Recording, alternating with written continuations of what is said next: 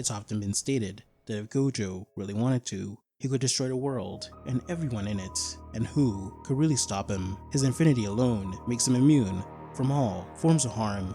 In the context of JJK, he's the Honored One, an unstoppable force that can overcome any challenge. Well, what if we placed him outside his comfort zone? What if we took Gojo and placed him in the world of Fate, Kara no Kyokai, or Tsukihime?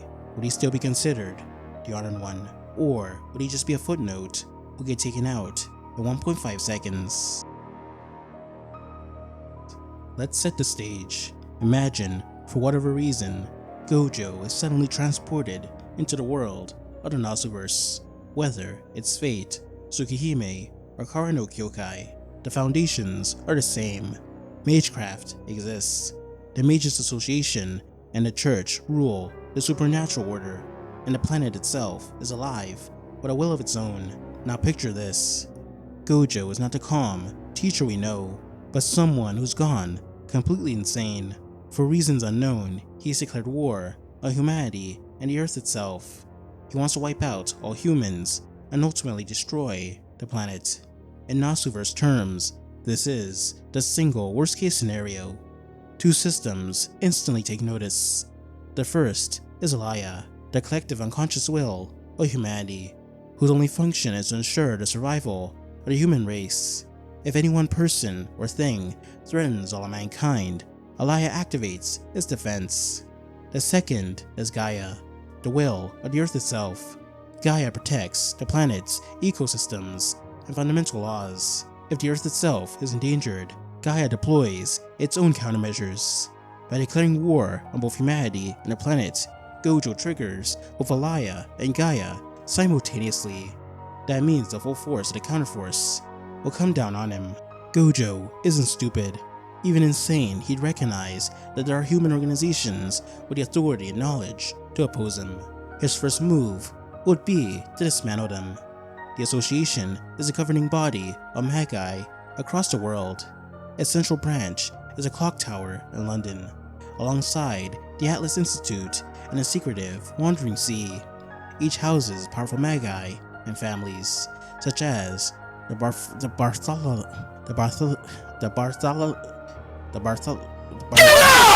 Gojo would casually stroll, confident in his untouchability. The mages and their vast networks of magi and executioners will scramble to respond. At first, the confrontation will be laughably one-sided. Low to mid-level magi with their mystic codes and ritual spells would die in droves, instantly erased by Gojo's curse techniques. His blue collapses space to crush them. Red unleashes repulsion that splatters entire halls, and purple disintegrates both people and buildings. Infinity ensures that no spell, arrow, or blade ever reaches him.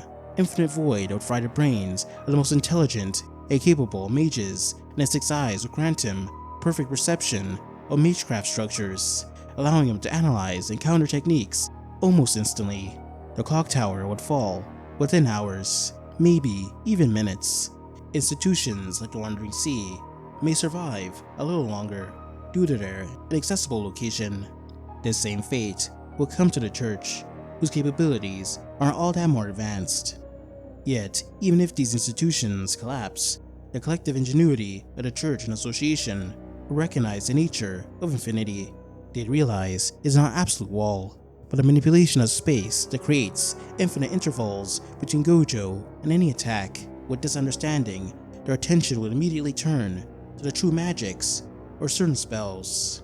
The second magic, known as Kaleidoscope, is a unique and powerful form of magecraft, primarily associated with the Magus Zelrech Schweinort. Its core ability is the manipulation of parallel worlds and multidimensional space, allowing the user to traverse and interact with alternate realities. Given Gojo's infinity creates an infinitely stretching barrier that slows and eventually stops anything approaching him, it primarily affects entities or energies within the same spatial dimension. Since Kaleidoscope allows for the manipulation or transfer of entities across different dimensions, the effects of such transfers might not be subject to the same spatial constraints imposed by infinity. In essence, while Gojo's infinity governs the flow of space within his own dimension, Kaleidoscope's dimensional manipulation operates across different realities. This distinction could potentially allow entities or effects transferred through Kaleidoscope to bypass Gojo's infinity. Atlas is a vault of forbidden alchemy where researchers develop doomsday devices capable of rewriting phenomena themselves.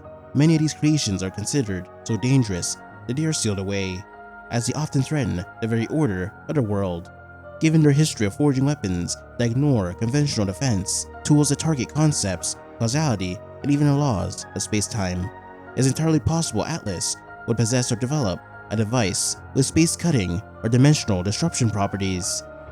If the chaos is allowed to continue, beings like Shikiryogi or Shikitono could also interfere. Both wield the mystic eyes of death perception, which allows them to see the lines of death in all things, even concepts. With a single cut, they could sever Gojo's very existence, infinity included. They also wouldn't need to actually touch Gojo, as there would likely be a line of death or a death point on his infinity, allowing them to erase it. They might also be able to kill his 6 eyes as the lines of death appear on their line of sight, so they are the human's best chance of beating or severely crippling Gojo. Alaya's counterforce summons counter-guardians and heroic spirits bound to humanity's survival. At first, Gaia would deploy standard guardians, such as Arcueid. His arrows and blades would slow infinitely before ever reaching Gojo, and Purple would erase him outright. Yet Alaya is adaptive, and once infinity is understood, it would summon heroic spirits whose noble phantasms specifically bypass barriers and concepts. Gilgamesh, with his many noble phantasms, including Ea, the Sword of Rupture, would annihilate infinity by tearing apart the fabric of space-time.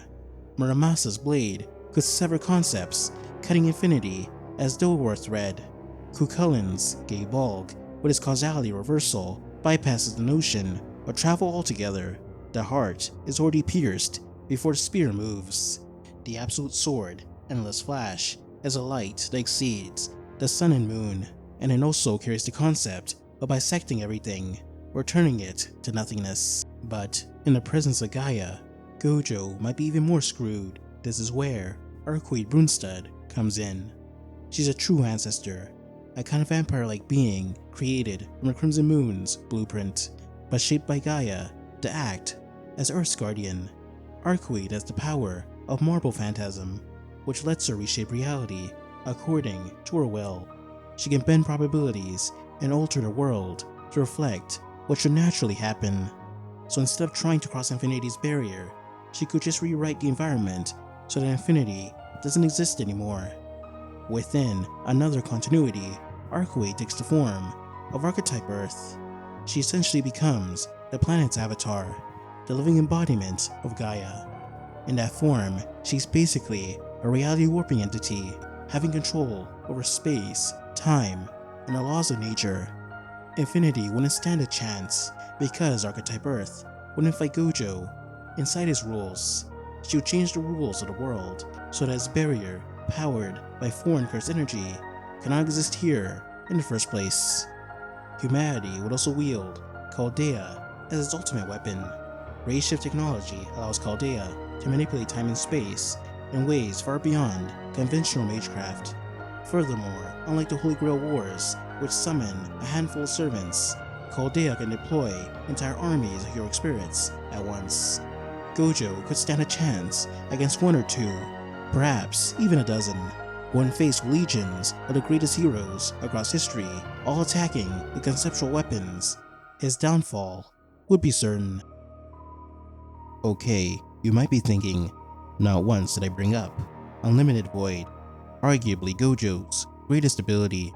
This domain expansion overwhelms targets by forcing them to process infinite information, rendering even most skilled heroic spirits, high-level magi, and Chaldea and Atlas operatives incapable of action. Conceptual weapons or mystic codes designed to cut through infinity will be worthless if their wielders are locked in a state of total sensory overload.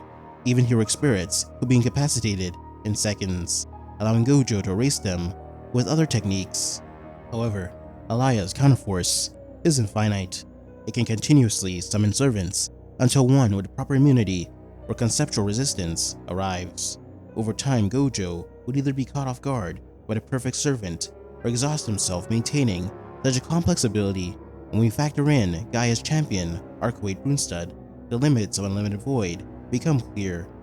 In her base form, Arcueid can tear through textures, the layered realities that dictate the world's laws and concepts, meaning she could unravel the very fabric of Unlimited Void as it forms. As Archetype Earth, she transcends even further, wielding absolute authority over all natural laws and concepts, against a being who can rewrite reality itself and ignore the very framework of Gojo's technique. Unlimited Void becomes useless.